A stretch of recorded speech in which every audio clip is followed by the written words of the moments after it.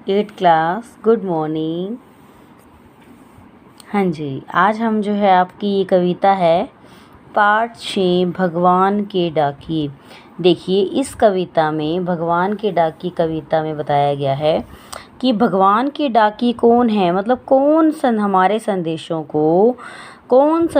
को भगवान तक ले जाते हैं। तो इस कविता में कवि ने जो है पक्षी और बादल को भगवान के डाकिए माना है। ठीक है, रामधारी सिंह दिनकर के द्वारा लिखी गई इस कविता जो है बहुत ही प्यारी, बहुत ही सरल भाषा में लिखी गई कविता है। इस कविता में रामधारी सिंह दिनकर जी ने जो है पक्षी और बादल को भगवान के डाकिए माना है। तो क्या है, देखिए, पक्षी और बादल ये भगवान के डाकिए हैं जो एक महादेश से दूसरे महादेश को जाते हैं।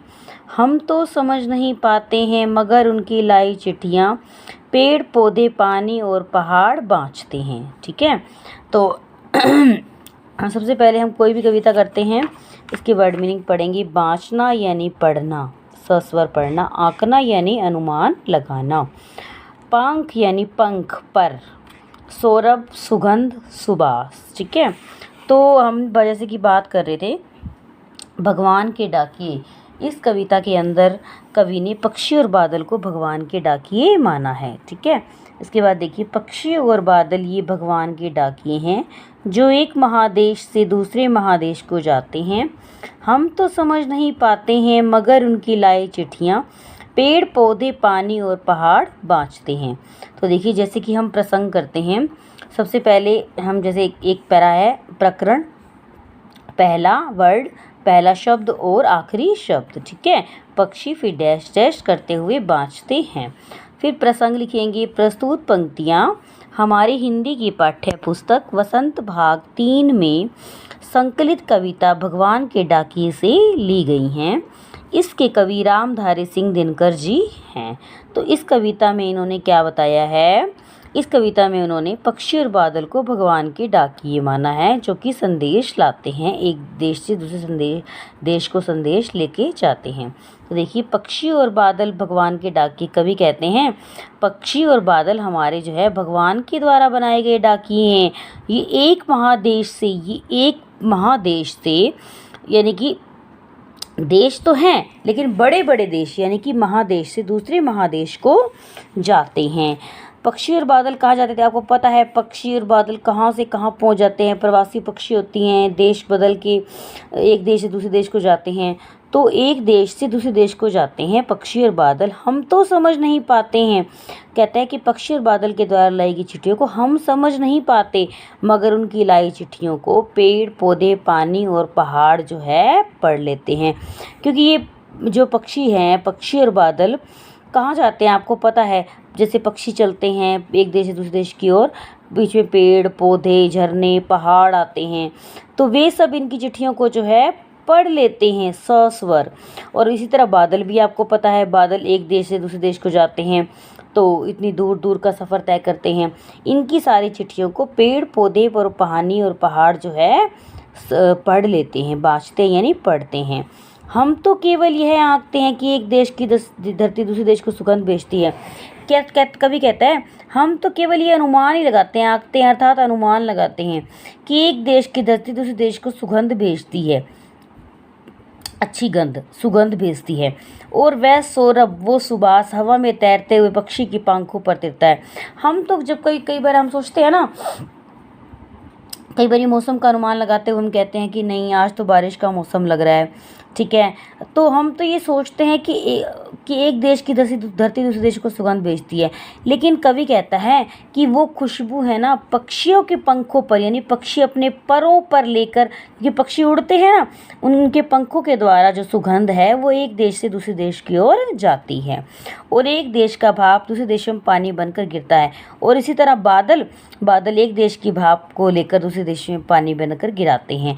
तो कवि ने क्या है, पक्षी और बादलों को भगवान के डाकिए माना है। जो इनके द्वारा चिट्ठियाँ लाते हैं, ये चिट्ठियाँ जो लाते हैं, इनके द्वारा लाई गई चिट्ठियों को कौन पढ़ते हैं, पेड़ पौधे पानी झरने पहाड़ आदि इनके द्वारा लाई गई चिट्ठियों को पढ़ते हैं। हम तो केवल इनके बारे में अनुमान ही लगाते हैं, इनकी चिट्ठियों के बारे में, कि हमें तो कुछ पता नहीं होता। ठीक है, कवि ने पक्षी और बादलों के माध्यम से बड़ा ही सुंदर वर्णन जो है किया है। तो कवि कहता है कि हम तो केवल ये समझते हैं, अनुमान ही लगाते हैं कि कोई ना कोई सुगंध आ रही है, हाँ उधर से आ रही होगी, इधर से आ रही होगी, लेकिन वो सुगंध कौन लाते हैं? पक्षी। उनके परों पर, उनके पंखों पर जो सुगंध है हवा में तैरते हुए साथ में जो है पक्षी अपने लाते हैं। और इसी तरह बादल एक देश का भाप बनकर दूसरे देश में पानी बनकर गिरता है। तो एक देश से भाप लाते हैं और दूसरे देश में पानी बनकर गिराते हैं। तो कवि ने पक्षी और बादलों को भगवान के डाकिए माना है। तो देखिए, कवि ने पक्षी और बादल को भगवान के डाकिए क्यों बताया है? क्योंकि इसलिए बनाया गया है क्योंकि कवि को पता है, कवि कहता है कि पक्षी और बादल ही भगवान के डाकिए हैं, क्योंकि ये अब एक देश से दूसरे देश की ओर क्या लाते हैं? संदेश लाते हैं। उनकी चिट्ठियों को, पेड़ पौधे इनकी चिट्ठियों को पढ़ते हैं, तो और एक देश से दूसरे देश की ओर सुगंध को लाते हैं। ठीक है, पक्षी और बादल द्वारा लाई गई चिट्ठियों कौन पढ़ते हैं? पक्षी और बादल द्वारा लाई गई चिट्ठियों को पेड़ पौधे, पानी, पहाड़ आदि पढ़ पाते हैं। किन पंक्तियों का भाव है? पक्षी और बादल प्रेम, सद्भाव और एकता। हाँ जी, देखिए, हाँ तो देखिए हम इतने ही प्रश्न करेंगे। उसके बाद जो है देखिए हमारे पास जो है, हाँ जी, ये पढ़ने के लिए हमारे पास चिट्ठियाँ हैं, सिर्फ पढ़ने के लिए है, सिर्फ एक नॉलेज के लिए। लेटर बॉक्स में पड़ी हुई चिट्ठियाँ, अनंत सुख दुख वाली अनंत चिट्ठियाँ। तो कवि कहते हैं रामदरस मिश्र जी, ये सिर्फ पढ़ने के लिए कविता बनाई गई है कि चिट्ठियाँ लेटर बॉक्स में पड़ी हुई चिट्ठियाँ। कहते हैं कि जो लेटर बॉक्स होता है हमारा, ये देखिए आजकल तो इनका महत्व काफ़ी कम हो गया है, पहले के समय में इनका काफ़ी प्रचलन था। तो कवि कहता है लेटर बॉक्स में पड़ी हुई चिट्ठियाँ, अनंत सुख दुख वाली अनंत चिट्ठियाँ, कि लेटर बॉक्स में जो चिट्ठियाँ पड़ी होती हैं, इनमें अनंत मतलब इतने सुख दुख लिखे होते हैं। कई लोगों के द्वारा सुख, कईयों के द्वारा दुख की बातें लिखी होती हैं, लेकिन कोई किसी से नहीं बोलते। जो सुख दुख वाली बातें हैं कोई किसी से नहीं बोलता, सभी अकेले अकेले अपनी मंजिल पर पहुंचने का इंतजार करते हैं। इतनी चिट्ठियाँ होती हैं, सुख दुख होते हैं, लेकिन कोई किसी से नहीं बोलता। सभी क्या करते हैं?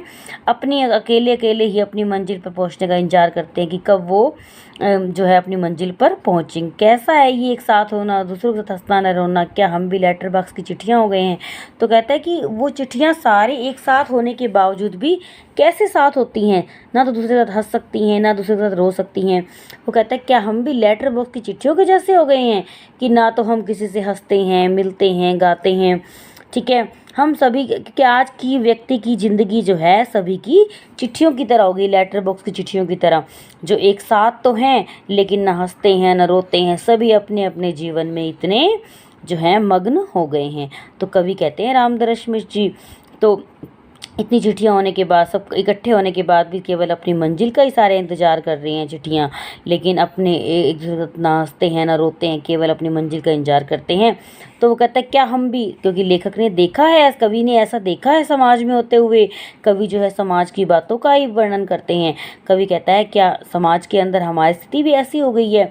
हम लेटर बॉक्स की चिट्ठियों की तरह हो गए हैं। हम साथ साथ तो हैं, लेकिन हमें किसी के दुख सुख का कोई चिंता ही नहीं है। हम सभी अपने अपने काम में मग्न हैं। ठीक है, ओके क्लास, ओके बेटा, बाय।